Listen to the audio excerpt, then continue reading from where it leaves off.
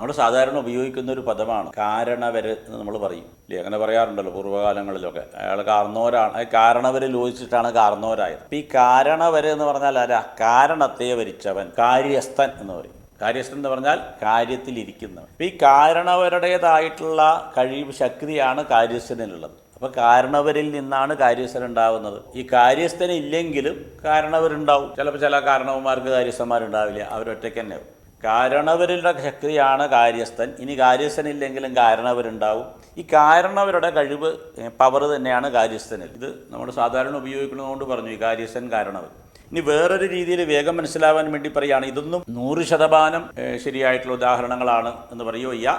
പെട്ടെന്ന് നമുക്ക് സാധാരണ നിലയ്ക്ക് മനസ്സിലാവാൻ വേണ്ടി പറയുകയാണ്. പാല്. ഈ പാലിൽ നിന്ന് നമുക്ക് എന്തുണ്ടാക്കാം? പാലിൽ നിന്ന് നമുക്ക് തൈരുണ്ടാക്കാം. അപ്പോൾ ഈ പാലുണ്ടെങ്കിൽ എന്തുണ്ടാക്കാൻ പറ്റും? തൈരുണ്ടാക്കാൻ പറ്റും. ഇനി തൈരുണ്ടാക്കിയില്ലെങ്കിലും എന്തുണ്ടാവാം? പാലുണ്ടാവാം. പാലായിട്ട് നിന്നുണ്ടാവും. പാലുണ്ടെങ്കിൽ തൈരുണ്ടാക്കാൻ പറ്റൂ. തൈരില്ലെങ്കിലും പാലുണ്ടാവാം. ഇനിയിപ്പോൾ ഈ തൈരെന്താന്ന് ചോദിച്ചാൽ എന്താ? തൈര് പാല് തന്നെയാണ്. പാലിൻ്റെ വേറെ ഒരു രൂപമാണ്. ഇപ്പം മനസ്സിലായില്ലേ? ഇതിങ്ങനെ പറഞ്ഞു വരുന്നത് ഈശ്വരനായിട്ട് ഘടിപ്പിക്കുകയാണ്. ഈ പാലിൻ്റെ സ്ഥാനത്ത് ഈശ്വരൻ, തൈരിൻ്റെ സ്ഥാനത്ത് ഈ ലോകം. അപ്പോൾ ഈശ്വരൻ ആണ് അവിടെ ഈ പറഞ്ഞതായിട്ടുള്ള കാരണം. ഈശ്വരൻ ഉണ്ടെങ്കിലേ ഈ ലോകമുള്ളൂ. ഈ ലോകമില്ലെങ്കിലും ഈശ്വരൻ ഉണ്ടാകും. ഈ ലോകം ഈശ്വരൻ്റെ ശക്തി തന്നെയാണ്. ഇനി ഇതിപ്പോൾ നമ്മുടെ വ്യക്തിപരമായിട്ട് ഉള്ള ഒരു അനുഭവത്തിൻ്റെ തലത്തിൽ വരുമ്പോൾ ശരീരം ഇല്ലെങ്കിലും എന്തുണ്ടെന്ന് വരും? ജീവനുണ്ടെന്ന് വരും. ആ ജീവശക്തി തന്നെയാണ് ഈ ശരീരമായിട്ട് പ്രവർത്തിക്കുന്നത് എന്നും അങ്ങനെ അറിയുന്ന ഒരാൾക്ക് ഇത് ഈ തലത്തിൽ പറയുമ്പോൾ, ഈ ശരീരവും ജീവനുമായിട്ടുള്ള ഈ തലത്തിലെത്തുമ്പോഴേ ഈ അറിവ് നമുക്ക് ഉപകാരപ്പെടുള്ളൂ. കാരണം ആ ജീവനാണ് പ്രാധാന്യം, അതിനാണ് നമ്മൾ പ്രാധാന്യം കൊടുക്കേണ്ടത്, ഈ ശരീരത്തിനല്ല. ഇത് പറയാനാണ് ഈ കാര്യകാരണം. അതുകൊണ്ട് ഇവിടെ ആ കാരണത്തിൽ നിന്ന് തന്നെയാണ് ഈ കാര്യമുണ്ടായത് എന്ന് ആദ്യം ഓർമ്മിപ്പിച്ചു. ഇത് തുടർച്ചയായിട്ട് ഭാഗവതത്തിൽ ഉറപ്പിക്കാൻ പരിശ്രമിക്കുന്നതാണ്. അങ്ങനെ ആദിശക്തിയായിട്ടുള്ള മഹാവിഷ്ണുവിൻ്റെ ശക്തിവിശേഷത്തിൽ നിന്ന് പിന്നീട് ഈ ബ്രഹ്മാവുണ്ടായി. ചതുരാനന്, 4 മുഖമുള്ളതായിട്ടുള്ള ചതുരാനൻ എന്ന് പറഞ്ഞാൽ ബ്രഹ്മാവ്. അപ്പോൾ അടിസ്ഥാനമായിട്ട് ആ മഹാവിഷ്ണുവാകുന്ന ആദ്യ കാരണം മാത്രമേ ഉണ്ടായിരുന്നുള്ളൂ. മഹാവിഷ്ണുവിൻ്റെ പൊക്കിൾക്കൊടിയിൽ നിന്ന് വന്നതായ താമരയിൽ ഈ ബ്രഹ്മാവ് ഉണ്ടായിരുന്നു എന്ന് പറഞ്ഞാൽ ഈ ബ്രഹ്മാവ് ഈ താമരയൊക്കെ ആ മഹാവിഷ്ണുവിൽ നിന്ന് വന്നതാണ്. ആ ബ്രഹ്മാവിൽ നിന്നാണ് ഈ ലോകമുണ്ടായത്. അങ്ങനെയുള്ളതായിട്ടുള്ള ബ്രഹ്മാവിൽ നിന്ന് പിന്നെ മരീചി മുതലായ മഹർഷിമാരൊക്കെ ഉണ്ടായി. മരീചി മുതലായ സൃഷ്ടികളൊക്കെ ഉണ്ടായി. അതിൽ ദക്ഷൻ്റെ പുത്രിയായിട്ടുള്ള അതിഥിയിൽ കശ്യപന്, അതിഥിയിൽ വിവസ്വൻ എന്ന് പറഞ്ഞതായിട്ടുള്ള ഒരു പുത്രനുണ്ടായി. അപ്പോൾ ആ സൃഷ്ടി ഇങ്ങനെ പറഞ്ഞു. ഇതൊക്കെ അടിസ്ഥാനമായിട്ട് ഒന്ന് തന്നെയാണ്. പക്ഷേ നമ്മുടെ തലത്തിലേക്ക് വരുമ്പോഴേക്കും അതിനൊക്കെ ഒരു പുതിയ രൂപഭാവങ്ങളൊക്കെ ഉണ്ടായതുകൊണ്ട് നമ്മൾ അതിൻ്റെ ആദ്യത്തെ കാര്യം മറന്നു പോകണമെന്ന് പറയുകയാണ്. അവിടെ കശ്യപന്, അതിഥിയിൽ വിവസ്വൻ ഉണ്ടായി. ആ വിവസ്വന് പിന്നീട് ശ്രാദ്ധദേവി ഈ വിവാഹം കഴിച്ചതിന് ശേഷം അതിൽ 10 പുത്രന്മാരുണ്ടായി. വിവസ്വാന് എന്ന് പറഞ്ഞു. വിവസ്വാന് സംജ്ഞയിൽ ശ്രാദ്ധദേവി എന്നതായിട്ടുള്ള വ്യക്തി ഉണ്ടായി. അതിന് പുറമെ വിവസ്വാൻ തന്നെ ശ്രദ്ധ എന്ന് പറഞ്ഞതായിട്ടുള്ള ഭാര്യയിലായിക്കൊണ്ട് 10 പുത്രന്മാരുണ്ട്. അവരുടെ പേരൊക്കെ പറയുന്നുണ്ട്. ഇനി ഈ 10 പുത്രന്മാരുടെ ചരിത്രം അറിയാമോ? ഓരോരുത്തരായിട്ട് ഇങ്ങനെ പറഞ്ഞു വന്നു. അപ്പോൾ ഈ 10 പേരുടേത് നിങ്ങൾ ഇവിടെ പറഞ്ഞു വരുമ്പോഴേക്കും വലിയ വലിയ വലിയ വ്യത്യാസങ്ങൾ കാണാം. അതിപ്പോൾ നമുക്ക് അറിയുന്ന കാര്യം. ഇപ്പോൾ കാലത്ത് മറ്റേ അറിയില്ല. മുമ്പൊക്കെ ഒരു 50 വർഷം 60 വർഷം മുമ്പൊക്കെ ഉണ്ടായിരുന്ന ആളുകൾ, ഒരു കുടുംബത്തിലൊക്കെ 8 10 ആളുകളുണ്ടാവും. 8 10 മക്കളുണ്ടാവും. പക്ഷേ ഈ 10 പുത്രന്മാരോ പുത്രിമാരോ ആ 10 പേര് വളർന്ന് വലുതായി എല്ലാവർക്കും ഒരു 40 വയസ്സിന് മുകളിലൊക്കെ ആകുമ്പോഴേക്കും ഒരു വലിയ കാഴ്ച കാണും. എന്താ കാഴ്ച? ഇവരൊക്കെ ജനിച്ചതൊരച്ഛനും അമ്മയ്ക്കും ഒരു സ്ഥലത്തുമാണെങ്കിലും ഇവരുടെ കർമ്മഭൂമി ഒക്കെ എവിടെയെങ്കിലും ഏതെങ്കിലുമൊക്കെ തലത്തിലായി. പ്രത്യേകിച്ച് ഇക്കാലഘട്ടത്തിലൊക്കെ ഒരേ രീതിയല്ല. ഒരേ അച്ഛനും അമ്മയ്ക്കും ജനിച്ചതാണ്, ഒരേ സ്ഥലത്ത് വളർന്നതാണ്. പക്ഷേ ഓരോ സമയമാകുമ്പോൾ ഒരാൾ പോലീസുകാരനായിട്ട് പോവും, പിന്നെ ആൾ ബാങ്കിലെ ജോലിക്കാരനായിട്ട് പോവും, പിന്നെ ഒരാൾ കർഷകനായിട്ട് പോവും, പിന്നെ രാഷ്ട്രീയക്കാരൻ. ഇതൊക്കെ ഇങ്ങനെ അവിടെയും ഇവിടെയൊക്കെ ആയിട്ട് തിരിഞ്ഞ് പിന്നെ എന്തെങ്കിലും ഒരു കല്യാണത്തിനോ കാര്യത്തിനോ ഒക്കെ ഇവർ ഒന്നിച്ചു കൂടുമ്പോൾ ഒരു ബന്ധവുമില്ല. ഒക്കെ ഓരോ തരത്തിലായിട്ടുണ്ടാവും. ഇതെന്താ എങ്ങനെയെന്ന് ചോദിച്ചാൽ അവരുടെ കർമ്മഭൂമി. അപ്പോൾ അത് പറയാനാണ് ഇവിടെ ഇത് പറയുന്നത്. ഇങ്ങനെ പറഞ്ഞു വരുമ്പോൾ നമുക്ക് മനസ്സിലാവണം എന്ത്? നമ്മൾ ഇതിൽ പെട്ടത് എവിടെയോ ഒന്നാണ്. നമ്മൾ ഈ പ്രകൃതിയുടെ വലിയ കൊടുങ്കാറ്റിൽ പെട്ട് എവിടെയോ ചിന്നിച്ചെതറി ഇങ്ങനെ പാറി നടക്കണ ഒരു ഏർപ്പാടാണ്. അത്രയും നമുക്കൊരു പ്രസക്തിയുള്ളൂ എന്നറിയാൻ വേണ്ടിയാണ്. അപ്പോൾ ഈ 10 പേരുടെ വസ്തുത പറയുന്നതിന് മുമ്പ് ഇതൊക്കെ ഒന്നായിരുന്നു എന്നൊരു വസ്തുത കൂടി പറയാൻ വേണ്ടിയിട്ട് അപ്പോൾ ഈ 10 ആളുടെ അവരുടെ ജീവിത രീതി, അവരുടേതായ അനുഭവങ്ങളൊക്കെ ഇനി ഓരോന്നായിട്ട് ഇവിടെ പറയും. അത് പറയുമ്പോൾ നമുക്ക് തോന്നുന്നതൊക്കെ വേറെ വേറെ എന്തോ എവിടെയൊക്കെ. പക്ഷെ അങ്ങനെയല്ല. ഇതൊക്കെ അടിസ്ഥാനമായിട്ട് ഒന്ന് തന്നെയാണ്, അല്ലേ? ആ അച്ഛനും അമ്മയ്ക്കും അറിയാം ഇതെൻ്റെ 10 മക്കളാണ്. പക്ഷേ ആ മക്കളുടെ മക്കളോട് ചോദിച്ചു നോക്കൂ, ആ മക്കളുടെ മക്കൾക്ക് ഈ 10 ബന്ധത്തിനെ പറ്റിയിട്ട് വലിയ അറിവുണ്ടാവില്ല, താല്പര്യം ഉണ്ടാവും, ഒക്കെ വേറെയാണ് അവർ കരുതുക. അപ്പം അതുകൊണ്ടാണ് ഇവിടെ ഇതെല്ലാം ഒന്നും തന്നെയാണ് എന്നുള്ള ഒരു വസ്തുത പറയാനായിക്കൊണ്ട് മനുവിന് പുത്രന്മാരില്ലാത്ത കാലം, ഇതിപ്പോൾ പുത്രന്മാരുണ്ടായ കാലം മുതലാണ്, പുത്രന്മാരില്ലാത്ത കാലം മുതൽ ഉള്ള കഥാവസ്തുതയിലേക്ക്, ചരിത്രവസ്തുതയിലേക്ക് കിടക്കുകയാണ്. മനുവിന് പുത്രന്മാരില്ല എന്നുള്ളതായ തോന്നലുണ്ടായി. ഇനി നോക്കൂ, ആ മനുവിന് എന്തിനാ പുത്രന്മാരില്ല എന്ന് തോന്നലുണ്ടായി എന്ന് ചോദിച്ചാൽ അതിന് ഉത്തരമില്ല. അത് എവിടുന്ന് വന്നു ആ തോന്നൽ? അതിന് ഉത്തരമില്ല. ഇത് ഈ കഥ ഈ പറയാൻ പോകുന്നത് നേരത്തെ പറയുകയാണ്. കാരണം അത് വേണ്ട രീതിയിൽ ശ്രദ്ധിച്ചാൽ ഇതിലൊരു 10 സ്ഥലങ്ങളിൽ ഈ ഓരോ തോന്നലായിട്ട് ഓരോരുത്തർക്കും ഓരോന്ന് വരുന്നുണ്ട്. ഇത് എവിടുന്നാണ് ഇവർക്ക് വന്നത് എന്നൊരു ചോദ്യം വന്നാൽ നമുക്ക് നമ്മുടെ തോന്നലുകളൊക്കെ മനസ്സിലാവും. നമ്മൾ ജീവിതത്തിൽ എന്തേ ഇങ്ങനെ ഈ രീതിയിൽ, എന്താ മറ്റുള്ളവരെന്താ ഇങ്ങനെ ഈ രീതിയിൽ എന്നുള്ളതൊക്കെ അടിസ്ഥാനം നമുക്ക് കാണാൻ പറ്റും. അതിനാണിത് വെറുതെ ഒരു മനുവിൻ്റെ ചരിത്രം എന്ന് പറഞ്ഞ് പറയല്ല, നമ്മുടെ നിത്യജീവിതത്തിൽ വളരെ ഉപകാരമായിട്ടുള്ള, എന്തുകൊണ്ട് ഞാൻ ഇന്ന് ഇങ്ങനെ, എന്തുകൊണ്ട് അയാൾ ഇന്ന് ഇങ്ങനെ, എന്തുകൊണ്ട് മറ്റേ ആൾ ഇന്ന് ഇങ്ങനെ, ഇനി നാളെ ഞാൻ അയാൾ, ഇതൊക്കെ വളരെ വ്യക്തമായിട്ട് മനസ്സിലാക്കാൻ പറ്റുന്ന ഒരു വസ്തുതയാണിത്. അതുകൊണ്ടാണ് ഇത് ആദ്യം പറഞ്ഞത്. അല്ലെങ്കിൽ ഈ കഥ പറഞ്ഞിട്ടേ പറയുള്ളൂ. കഥ പറയുമ്പോഴേക്കും ചിലപ്പോൾ ഇതിൻ്റെ കണക്ഷൻ പോകും. അതുകൊണ്ട് ആദ്യം പറഞ്ഞതാണ്. അപ്പം അതുകൊണ്ട് ഇവിടെ പ്രജ വേണം എന്ന് മനുവിന്. അപ്പോൾ അതിനൊരു വഴി എന്താണ് എന്ന് വസിഷ്ഠനോട് ചെന്ന് ചോദിച്ചു. വസിഷ്ഠൻ പറഞ്ഞു, മിത്രാവരുണിമാർക്ക് പ്രാധാന്യം കൊടുത്തുകൊണ്ട് ഇഷ്ടി എന്ന് പറഞ്ഞാൽ യാഗം, പുത്രകാമേഷ്ടി എന്ന് പറയുന്നുണ്ടല്ലോ, അങ്ങനെയുള്ള ഒരു പുത്രകാമേഷ്ടി നടത്തിയാൽ മിത്രാവരുണന്മാരെ പ്രധാനികളാക്കി വെച്ചുകൊണ്ട് അവർക്ക് ഹബിസ് സമർപ്പിച്ചുകൊണ്ടുള്ള ഒരു ഇഷ്ടി നടത്തിയാൽ അങ്ങക്ക് പുത്രനുണ്ടാവും എന്ന് വസിഷ്ഠന് അവിടെ മനുവിന് ഒന്നും കൂടി പ്രോത്സാഹിപ്പിച്ചു എന്ന് വേണം പറയാൻ. എന്തിനാ വസിഷ്ഠൻ അത് ചെയ്ത്? അതിന് ഉത്തരമില്ല. അത് പ്രകാരം പിന്നെ മിത്രാവരുണികളുടെ പ്രീതിക്കായിക്കൊണ്ട് ഇഷ്ടി നടത്തിയെന്ന് പറയുകയാണ്. അപ്പോൾ അവിടെ ഈ പത്നി പ്രധാനിയാണ്. അതാണ് മനുവിന് പുത്രനുണ്ടാവണമെന്ന് തോന്നി ഇഷ്ടി നടത്തി, അതൊക്കെ ശരി. പക്ഷേ അതിൽ പ്രധാനപ്പെട്ട ഒരു വസ്തു ആ മനുവിൻ്റെ ഭാര്യയാണ്. പൂർവ്വകാലങ്ങളിൽ അല്ല, ഇന്നും അങ്ങനെ യാഗങ്ങൾക്ക് ഭാര്യാഭർത്താക്കന്മാർ ഒന്നിച്ച് പങ്കെടുക്കണമെന്നാണ്. അപ്പോൾ അതുകൊണ്ട് ഈ ഭാര്യയ്ക്ക് വലിയ പ്രാധാന്യമുണ്ട്. മനുവിന് തോന്നി എന്ന് പറഞ്ഞിട്ട് കാര്യമില്ല. അപ്പോൾ ഈ ഭാര്യ, മനുവിൻ്റെ ഭാര്യയായിരുന്നു ഈ പറഞ്ഞതായിട്ടുള്ള ശ്രദ്ധ പയോവ്രതം എടുത്തു അതിന് വേണ്ടിക്കൊണ്ട്. പയോവ്രതം എന്ന് പറഞ്ഞാൽ ദ്വാദശാഹം പയോവ്രതം, വാമനമൂർത്തിയുടെയൊക്കെ ജന്മത്തിലേക്ക് പോകുന്ന സമയത്ത് കാണാം. 12 ദിവസം മഹാവിഷ്ണുവിനെ പൂജിച്ച് മഹാവിഷ്ണുവിന് നിവേദിച്ചതായിട്ടുള്ള പാല് അത് മാത്രം കഴിച്ച് അങ്ങനെ 12 ദിവസം ഉള്ള ഒരു വ്രതം. വേറെ പല കാര്യങ്ങളുണ്ട്, മന്ത്രങ്ങളുണ്ട്, മഹാവിഷ്ണുവിനെ ഉപാസിക്കുന്ന മന്ത്രങ്ങളുണ്ട്, സ്നാനാദി കർമ്മങ്ങളുണ്ട്, പലതും ഉണ്ട് അതിൽ. അതൊക്കെ അനുഷ്ഠിച്ചു. അതൊക്കെ ആരാ അനുഷ്ഠിക്കണത്? അതൊന്നും മനുവല്ല അനുഷ്ഠിച്ചത്, മനുവിൻ്റെ പത്നിയാണ് അനുഷ്ഠിക്കേണ്ടത്. അതുകൊണ്ട് ഈ മനുവിൻ്റെ പത്നി ശ്രദ്ധ എന്നുള്ളവർ ഇതൊക്കെ അനുഷ്ഠിച്ചപ്പോൾ അവരുടെ മനസ്സിലൊരാഗ്രഹം, എന്താ, ഒരു പുത്രി ഉണ്ടാവണം. അപ്പോൾ അതെന്താ ഇങ്ങനെ തോന്നി? അതിന് ഉത്തരമില്ല. അപ്പം മനുവിന് പുത്രനുണ്ടാവണമെന്ന് തോന്നി. മനുവിൻ്റെ തോന്നലുകൊണ്ട് മനുവിന് പുത്രനുണ്ടാവുമോ? ഉണ്ടായില്ല. അതിന് വസിഷ്ഠൻ്റെ ഉപദേശം വേണ്ടി വന്നു. ആയിക്കോട്ടെ, എന്നിട്ടുണ്ടായോ? ഉണ്ടായില്ല. ഈ മനുവിനൊന്നും ചെയ്യാനില്ല. കാര്യമായിട്ട് ചെയ്യേണ്ടത് മുഴുവൻ ഭാര്യ ഇതൊക്കെ ചെയ്യാൻ തുടങ്ങിയപ്പോൾ ഭാര്യയ്ക്ക് ഒരു തോന്നലുണ്ടായി, എന്താ, ഒരു പുത്രി മതിയെന്ന്. അപ്പോൾ ആ പുത്രകാമേഷ്ടി യാഗത്തിൽ ഉപയോഗിക്കുന്നതായിട്ടുള്ള മന്ത്രങ്ങളിലൊരു പ്രധാന മന്ത്രം വഷഡ് എന്ന് പറഞ്ഞാൽ അവസാനിക്കുന്നതായിട്ടുള്ള, ഈ വഷഡ് എന്നുള്ള മന്ത്രങ്ങൾ പലതുണ്ട്. സ്വാഹ എന്ന് പറഞ്ഞിട്ടുള്ള, സ്വദ എന്ന് പറഞ്ഞിട്ട് അവസാനിക്കുന്നത്. വഷഡ് എന്ന് പറഞ്ഞാൽ അവിടെ ആജ്ഞാസ്വരൂപമാണെന്നാണ്. ആ യാഗത്തിൽ ഉപയോഗിക്കുന്നത് ആ ഭഗവാനോട് ആ മന്ത്രങ്ങൾ ചൊല്ലുമ്പോൾ ഒരു നിർദ്ദേശം ആയിട്ടല്ല, ഒരു പ്രാർത്ഥനയായിട്ടല്ല, ഒരു അവകാശം, അല്ലെങ്കിൽ എന്താ പറയുക, ആജ്ഞാപിക്കുന്ന ഒരു അംശം അതിലുണ്ട്. ഈ ഈശ്വരീയമായി ചെയ്യുന്ന കാര്യങ്ങളിലൊക്കെ ഈ ആജ്ഞാപിക്കുന്ന രീതിയിൽ ചെയ്താൽ അത് പലപ്പോഴും ചെറിയൊരു വ്യത്യാസം ഉണ്ടായാൽ അത് അപകടത്തിലിരിക്കും. അതാണ് അതിൻ്റെ. അപ്പോൾ അതൊരിക്കലും ഈ മന്ത്രങ്ങളൊക്കെ ഉപയോഗിക്കുമ്പോൾ അതിൻ്റെ ഇതുണ്ട്. അപ്പോൾ ഇവിടെ ആ ഈശ്വരശക്തിയെ തൻ്റെ ആജ്ഞയ്ക്ക് പാകപ്പെടുത്തുന്ന രീതി ആയിരുന്നു ആ മന്ത്രം. അപ്പോൾ അതുകൊണ്ട് ജപിക്കുന്നതായിട്ടുള്ള ആ വ്യക്തിയെ കണ്ട് ഈ മനുവിൻ്റെ ഭാര്യ അദ്ദേഹത്തെ എങ്ങനെയൊക്കെ ആകർഷിച്ചെടുത്ത് അദ്ദേഹത്തിൻ്റെ മനസ്സിൽ ഇതങ്ങോട്ട് സ്ഥാപിച്ചു, പുത്രിയാണ് വേണ്ടത്. അപ്പോൾ ഈ ശ്രാദ്ധയോടുള്ള താല്പര്യം കൊണ്ട് ആ മന്ത്രം ചെല്ലുന്ന ആൾ തന്നെ ഏൽപ്പിച്ച രീതിയിൽ നിന്ന് മാറി ഒരു പുത്രി ഉണ്ടാവട്ടെ എന്നുള്ള നിലയ്ക്ക് മന്ത്രം ചെല്ലിയെന്നാണ്. അപ്പോൾ നോക്കൂ, എന്തൊക്കെ എവിടെ എത്രയൊക്കെ വ്യത്യാസമാണ് ഒരു കാര്യം. അവസാനം പുത്രി ഉണ്ടാവട്ടെ എന്നുള്ള നിലയ്ക്ക് ഇദ്ദേഹം മന്ത്രമൊക്കെ ചൊല്ലി ഇദ്ദേഹം കാര്യമൊക്കെ കഴിഞ്ഞു പോയപ്പോൾ ഒരു പുത്രി ഉണ്ടായി. അതാ തമാശ. അപ്പോൾ ഈ വഷടൊക്കെ ചൊല്ലി അവസാനം അത് വഷളായി എന്ന് പറഞ്ഞ പോലെ ഒരു പുത്രി ഉണ്ടായത്. പുത്രി ഉണ്ടായപ്പോൾ മനുവിന് അതത്ര ഇഷ്ടമായില്ല. അദ്ദേഹത്തിന് ദേഷ്യം വന്നു. ആരോട്? വസിഷ്ഠനോട് കോപം തോന്നി. കാരണം ഒരു പുത്രൻ ഉണ്ടാവണമെന്ന് പറഞ്ഞ് ഇത്രയൊക്കെ കഷ്ടപ്പെട്ട് യാഗം ചെയ്തിട്ട് ഇപ്പോൾ ഒന്നറിയാത്ത പോലെ ഒരു പുത്രി ഉണ്ടായത്. അതുകൊണ്ട് കുറച്ച് കോപത്തോടു കൂടി തന്നെ തൻ്റെ ഗുരുവിനോട് ചോദിച്ചു, അതെന്താ ഇങ്ങനെ വിപരീതം ഉണ്ടായത്? ഒരു പുത്രൻ വേണമെന്നാണല്ലോ ഞാൻ പറഞ്ഞ് ഈ യാഗമൊക്കെ ചെയ്ത്, ഇതിപ്പോൾ അതേ പുത്രി ഉണ്ടായത്. ഇങ്ങനെ ആയിക്കഴിഞ്ഞാൽ എന്താവും ലോകത്തിലെ സ്ഥിതി? ആൾക്കാർ വിശ്വസിക്കില്ല. അതാണ് പറഞ്ഞത്.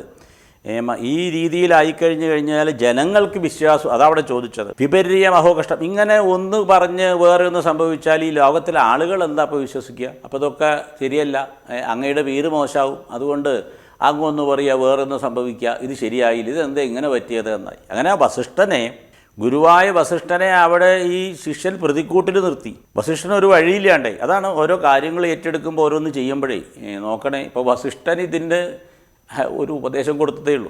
ആ കാര്യം മുഴുവനൊന്ന് ചിന്തിക്കണം, അപ്പോഴാണ് നമുക്ക് മനസ്സിലാവും. അല്ലാണ്ട് ഈ കഥയുടെ പിന്നാലെ പോയാൽ ആ കഥ എങ്ങനെ പറഞ്ഞു പോകും ഇല്ലേ? ആ വസിഷ്ഠന് ഒരാവശ്യമില്ല. മനു വന്ന് ചോദിച്ചു, എനിക്കൊരു കുട്ടി ഉണ്ടാവാൻ എന്താ വഴി, അങ്ങേക്ക് അർഹതയില്ല പറഞ്ഞ് എന്തെങ്കിലും പറഞ്ഞു. അല്ല, വസിഷ്ഠൻ അപ്പോൾ തോന്നൽ തോന്നി, ഹോമം ചെയ്യൂ, ഇഷ്ടി ചെയ്യൂ ഒക്കെ പറഞ്ഞ് ഇദ്ദേഹത്തെ ഇളക്കി വിട്ടു. അവസാനം ഇപ്പോൾ പണി ഇപ്പോൾ അവിടെ വന്ന് നിന്നു. വസിഷ്ഠന് പണിയായി. കാരണം അന്ന് ശിഷ്യൻ അതിക്രമിച്ചിട്ടാണ് പറയുന്നത്. ആ ശിഷ്യൻ്റെ തന്നോടുള്ള ബഹുമാനമൊക്കെ ഇല്ലാതെ ആയിരിക്കണം. ഇത് ചക്രവർത്തിയാണ്. അപ്പോൾ ആ ചക്രവർത്തിയുടെ ഭാവമുണ്ട്. അപ്പോൾ മുമ്പൊക്കെ ഗുരോ എന്നൊക്കെ പറഞ്ഞിങ്ങനെ തലയൊക്കെ കുണിച്ചിട്ട് ഇങ്ങനെയൊക്കെ നിൽക്കുന്ന ആൾ ഗുരോ എന്ന് പറഞ്ഞിട്ട് ഇപ്പോൾ ഇങ്ങനെ ആക്കണം. അപ്പോൾ വസിഷ്ഠൻ ഇപ്പോൾ എന്തെങ്കിലും ചെയ്യാതെ വഴിയില്ലേ? വസിഷ്ഠൻ ഉടനെ തന്നെ മഹാവിഷ്ണുവിനെ പ്രത്യക്ഷപ്പെടുത്താനായിട്ട് ചെന്നു. മനു പറയാണ്, നിങ്ങളെപ്പോലുള്ള ഈ ഇതൊക്കെ യാഗങ്ങൾ ഹോമങ്ങളൊക്കെ ചെയ്യുന്ന ആളുകൾ കുറേയൊക്കെ സത്കർമ്മങ്ങൾ ചെയ്ത് നിങ്ങളുടെ പാപമൊക്കെ നശിപ്പിച്ചിട്ടല്ലേ ഇതൊക്കെ ചെയ്യാറ് എന്നാ ചോദ്യം. കാരണം വീരുടെ പാപം കൊണ്ട് അങ്ങനെ ഉണ്ടായതും കൂടെ അതിൽ സൂചനയുണ്ട്. ദഗ്ധ ഗിൽബിഷ, ഗിൽബിഷ എന്ന് പറഞ്ഞാൽ പാപം. അതുകൊണ്ട് നിങ്ങൾ മന്ത്രം അറിയുന്ന, നിങ്ങൾ മന്ത്രവിദ, മന്ത്രമൊക്കെ അറിയുന്ന നിങ്ങൾ ഇന്ദ്രിയ നിഗ്രഹമുള്ളവരാണെന്നാണ് വെപ്പ്. ഇന്ദ്രിയ നിഗ്രഹം എന്ന് പറഞ്ഞാൽ തൻ്റെ ഇഷ്ടങ്ങൾ കണ്ണ് നോക്കുന്ന വഴിക്ക് നാക്ക് പറയുന്ന വഴി അങ്ങനെയൊന്നുമല്ല. അതൊന്നൊക്കെ മാറി നിന്നിട്ട് ഒരു ഇമ്പാർഷ്യൽ ആയിട്ടുള്ള ആളാവണം. അല്ലെങ്കിൽ ഇയാളുടെ മന്ത്രത്തിൻ്റെ ശക്തി പ്രകാരം അയാൾക്ക് തോന്നിയത് അയാളുടെ കണ്ണ് പറയുന്നത് അങ്ങോട്ട് മന്ത്രശക്തി അങ്ങോട്ട് പോകും. അപ്പോൾ അത് പാടില്ല. അതുകൊണ്ടാണ് ഇതൊക്കെ ഒഴിവാക്കി. അപ്പോഴാണ് വസിഷ്ഠൻ ഇത് കാര്യമായിട്ട് ആലോചിച്ചു, എവിടെ എന്ത് പറ്റിയെന്ന്. അപ്പോഴാണ് തെറ്റ് പറ്റിപ്പോയത്. തൻ്റെ ഭാഗത്തുള്ള ഈ അധുരിവിന്, ഈ മന്ത്രം ജപിക്കുന്ന ആൾ, ഹോമിക്കുന്ന ആൾ അത് തെറ്റായിട്ടാണ് ചെയ്തത്. തന്നോട് ചോദിക്കാതെ അത് മാറ്റി ചെയ്തു എന്ന് മനസ്സിലായി. അത് പറയുകയും ചെയ്തു മനുവിനോട് ചെന്നത്. എൻ്റെ തലത്തിലുണ്ടായ ഒരു തെറ്റല്ല, എൻ്റെ താഴേക്കടയിലുണ്ടായ ആളെ ഒരു തെറ്റാണ്. എന്തായാലും ഞാനിതിനൊരു പരിഹാരം ചെയ്യാൻ, ഇപ്പോൾ എൻ്റെ താഴേക്കടയിലുള്ള ഒരാളുടെ തെറ്റാന്ന് പറഞ്ഞ് ഞാൻ ഒഴിയുന്നില്ല. എനിക്കൊരു ചുമതലാബോധം ഉണ്ടല്ലോ, അതുകൊണ്ട് ഞാനിത്, അതാണ് വസിഷ്ഠൻ്റെ ഗുണം. വേറെ ഒരാളാകെ പറയുന്നത് എൻ്റെ കയ്യിൽ നിന്ന് പറ്റിയല്ല, അയാളുടെ കയ്യിൽ നിന്ന് അല്ല. ഇത് പാത്രം വീണ് പൊട്ടിയാലേ എൻ്റേത് വീണതല്ല എന്ന് പറഞ്ഞാൽ പൊട്ടിയ പാത്രം തിരിച്ചു കിട്ടും അല്ലേ? അപ്പോൾ അതുപോലെയാണ് ഇവിടെ വസിഷ്ഠൻ പറഞ്ഞു, ഞാനിതിനൊരു പരിഹാരം ഉണ്ടാക്കാം എന്ന് പറഞ്ഞുകൊണ്ട് മനുവിനെ സമാധാനിപ്പിച്ചു. ഈ പറഞ്ഞതായിട്ടുള്ള സങ്കല്പ വിഷയം, അങ്ങേക്കൊരു പുത്രനുണ്ടാവണം എന്നുള്ള സങ്കല്പത്തിന് വിപരീതമായി ഉണ്ടായതിന് പരിഹാരം തീർച്ചയായിട്ടും കൊണ്ടുതരാം. അങ്ങനെ മനുവിനെ സമാധാനിപ്പിച്ച ശേഷം അപ്പം അങ്ങനെ ശ്രീനാരായണനെ, മഹാവിഷ്ണുവിനെ ഈ തപസ് ചെയ്തു. ഈ പറഞ്ഞതായിട്ടുള്ള വസിഷ്ഠ മഹർഷി അദ്ദേഹത്തെ പ്രത്യക്ഷമാക്കി ശ്രീ നാരായണനെയൊക്കെ സ്തുതിച്ച് എന്തിനു വേണ്ടി? പുംസ്തകാമ്യയ. അതാണ് വസിഷ്ഠൻ പോലും ഒരു പുരുഷനാവണം, ഇപ്പോൾ ജനിച്ച ഈ സ്ത്രീ ഒരു പുരുഷനാവണം എന്നുള്ളതായ കാമ്യത്തോടുകൂടി, ആഗ്രഹത്തോടുകൂടി ആണ് അവിടെ. അപ്പോൾ ഇതൊക്കെ എന്തേ ഈ വസിഷ്ഠന് വന്നു ചേർന്നത് ചോദിച്ചാൽ നമുക്ക് മനസ്സിലാവും. ആ തുടക്കത്തിലൊരു ചോദ്യത്തിനുണ്ടായ പ്രശ്നമാണ്. അന്നേ അത് അറിഞ്ഞ് വേണ്ട ഒരു രീതിയിൽ ചെയ്തതാച്ചാൽ ആ മനുവിന് വേണ്ട ഉപദേശം കൊടുത്താൽ മതിയായിരുന്നു. ഇതൊക്കെ എങ്ങനെയാണ് ജീവിതത്തിൽ ഉണ്ടിച്ചാൽ ഇല്ലിച്ചാൽ അതിനെപ്പറ്റിയൊന്നും വിഷമിക്കേണ്ട, ഇനിയിപ്പോൾ ഉണ്ടായാൽ ഇത്രയേ ഉള്ളൂ, ഇല്ലാതായാൽ ഇത്രയേ ഉള്ളൂ എന്നൊക്കെ അന്ന് ഒരു ഉപദേശമൊക്കെ കൊടുത്ത് പിരിഞ്ഞതാണെങ്കിൽ ഈ പറഞ്ഞ എല്ലാ, ഇപ്പോൾ വസിഷ്ഠൻ ചെന്നപ്പോൾ മഹാവിഷ്ണുവിനോട്, അല്ല, മഹാവിഷ്ണു, ആദിപുരുഷനായ മഹാവിഷ്ണു ഉപദേശിക്കാറ് കാമ്യം പാടില്ല. എന്നെ ഭജിക്കുന്നവരാരും തന്നെ കാമത്തോടുകൂടി, ആഗ്രഹത്തോടുകൂടി ഭജിക്കരുതേ എന്ന് പറയുന്ന മഹാവിഷ്ണുവിൻ്റെ അടുത്ത് അത് അറിഞ്ഞുകൊണ്ട് ചെന്ന് ഇതാ ഞാൻ അങ്ങയെ ഭജിക്കണു എന്നായി. അങ്ങനെ ഈ പെൺകുട്ടിയായിരുന്നപ്പോൾ ഇള എന്നാണ് ആ കുട്ടിക്ക് പേരിട്ടിരുന്നത്. ആ കുട്ടിയെ ശുദ്ധിമുനൻ എന്ന് പറഞ്ഞ പുരുഷനാക്കി ഈ മഹാവിഷ്ണു അനുഗ്രഹിച്ച് വസിഷ്ഠനോട് പറഞ്ഞു, അങ്ങ് ചെന്ന് പെട്ട വിഷമം എനിക്കറിയാം, പക്ഷേ എൻ്റെ ഭക്തനാണല്ലോ, അതുകൊണ്ട് ഞാനിത് അങ്ങേക്കായിക്കൊണ്ട് ഈ പറഞ്ഞതായ ഇള എന്ന് പറഞ്ഞതായ പെൺകുട്ടിയെ ഞാൻ ഒരു പുരുഷനാക്കി തരാം. അങ്ങനെ ശുദ്ധിമുനൻ എന്ന പേരിൽ അറിയപ്പെടാൻ തുടങ്ങി. അപ്പോൾ ആദ്യം ഇളയായിരുന്നു, പെൺകുട്ടിയായിരുന്നു. എന്താ ലിംഗപരിണാമം എന്ന് പറയാം. അത് ആ മഹാവിഷ്ണുവിൻ്റെ അനുഗ്രഹം. ഇതിന് വേറൊരു തലമുണ്ട്, അതിലേക്ക് നമ്മൾ പിന്നെ പോകും. അപ്പോൾ ഇതിങ്ങനെ പറഞ്ഞു പോവാണ്. അപ്പോൾ അതുകൊണ്ട് ഈ പെട്ടെന്ന് തന്നെ ഈ ഇള എന്ന് പറഞ്ഞതായ പെൺകുട്ടി ശുദ്ധിമുനൻ എന്നുള്ളതായ പുരുഷനായിട്ട് തീർന്നു. അത് അങ്ങനെ നമ്മൾ കഴിയും. അപ്പോൾ അതിനൊരു പരിഹാരമായി.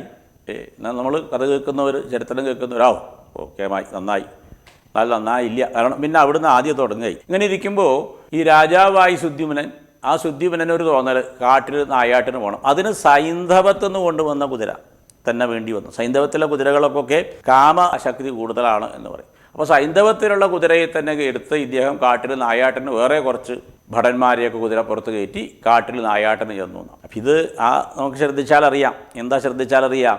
ഇത് മനുവിൻ്റെ ഒരു ആവശ്യമായിരുന്നു. ഈ മനുവിൻ്റെ ആവശ്യത്തിൽ മനു ഉറച്ചു നിന്നു, വസിഷ്ഠനെ കൊണ്ട് ഇതൊക്കെ ചെയ്യിച്ചു. പക്ഷെ അവിടെ വേറൊരാൾ ഉണ്ട്. ആരാ? ആ പുംസവ്രതമൊക്കെ നോറ്റ അമ്മ. ആ അമ്മയുടെ സങ്കല്പം വേറെയാണ്. അത് എവിടെയും പോവില്ല പറയാണ്. കാരണം ഇദ്ദേഹം കാട്ടിൽ ചെന്നപ്പോൾ നായാട്ടോ കാടി ഉത്തരഭാഗത്തുള്ളതായിട്ടുള്ളൊരു കാട്ടിലേക്ക് പ്രവേശിച്ചു.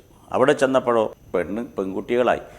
ഈ സുദ്യുമ്നൻ്റെ കുതിരയും ഒപ്പം പോയവരൊക്കെ പെണ്ണുങ്ങളായി, സ്ത്രീകളായി. അതായത് ആ അമ്മയുടേതായിട്ടുള്ള ആ സങ്കല്പം ഇപ്പോഴും അവിടെ തുടർന്നിരുന്നു എന്ന് വേണം മനസ്സിലാക്കാൻ. അപ്പോൾ ആ അമ്മയുടെ ആ സങ്കല്പത്തിൽ നിന്ന് അമ്മയെ മാറ്റാനായിട്ട് ഇവർക്ക് സാധിച്ചില്ല.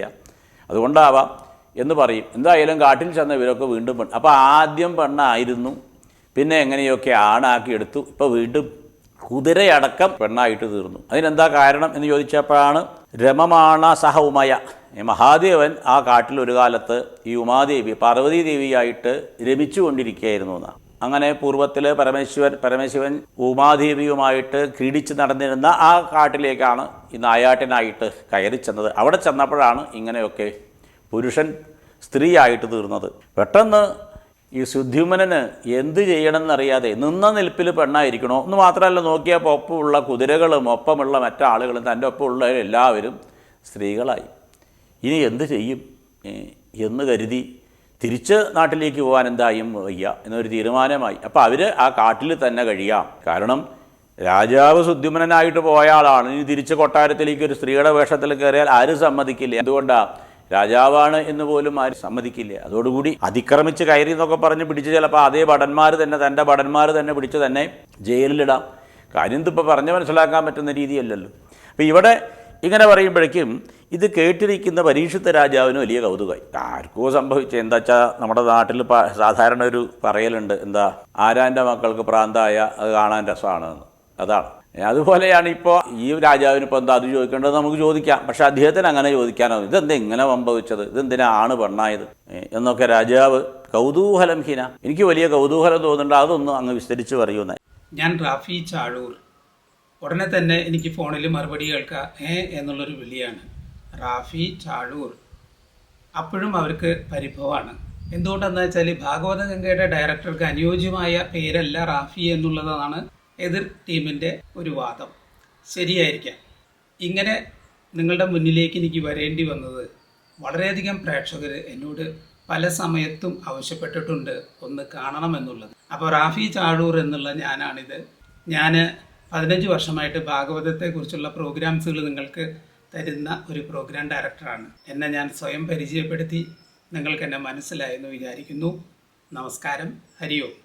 അനന്തലോകങ്ങൾ വായിൽ തുറന്ന കണ്ണന്റെ ദിവ്യലീല സ്മരണയിൽ വൃന്ദാവനത്തിൽ ലഭിക്കുന്ന വിശുദ്ധ പ്രസാദം പൂജകൾ നടത്തി വൃന്ദാവനം കാണാനാകാത്ത ഭക്തർക്കായി കൊറിയർ വഴി വീട്ടിലെത്തിക്കുന്നു. കണ്ണന്റെ ലീല കൈകളിലെത്തുന്ന അനുഭവം വിശ്വാസത്തോടെ സ്വീകരിക്കൂ. വൃന്ദാവന പ്രസാദം തലമുറകൾക്ക് പ്രകാശമായി നിങ്ങളുടെ പൂജാമുറിക്കുള്ളിൽ. വിളിക്കൂ 9400124048. തീർത്ഥയാത്രയിൽ ഒത്തുചേരാൻ വിശ്വാസത്തിന്റെ അടയാളം. അമ്പലങ്ങളിൽ വന്നിരുന്ന ഗോപസ്ത്രീകളോടൊപ്പം തന്നെ നമ്മൾക്ക് ഈ കോലുമായിട്ട് കളിക്കാൻ അവരൊക്കെ ഭയങ്കരമായിട്ട് സത്യം പറഞ്ഞാൽ അതിശയിച്ചു. പിന്നെ അതുപോലെ രാധാറാണിയുടെയും ഭഗവാന്റെയും കൂടി ദണ്ഡിയാണല്ലോ. അപ്പൊ ആ കോല് കയ്യിൽ വെക്കാന്നുണ്ടെങ്കിൽ മുജ്ജന്മ സുഹൃതം തന്നെയാണ്.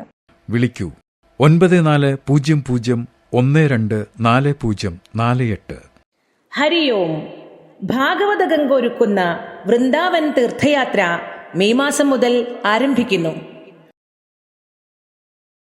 രാജസ്ഥാനിലെ ആദിബദരി, കേദാർനാഥ്, ഗംഗോത്രി, യമുനോത്രി എന്നീ പുണ്യയിടങ്ങൾ കൂടി ഉൾപ്പെടുത്തി ഒരു സമ്പൂർണ്ണ വൃന്ദാവൻ തീർത്ഥയാത്ര. വിളിക്കൂ 9400124048. 9188182384.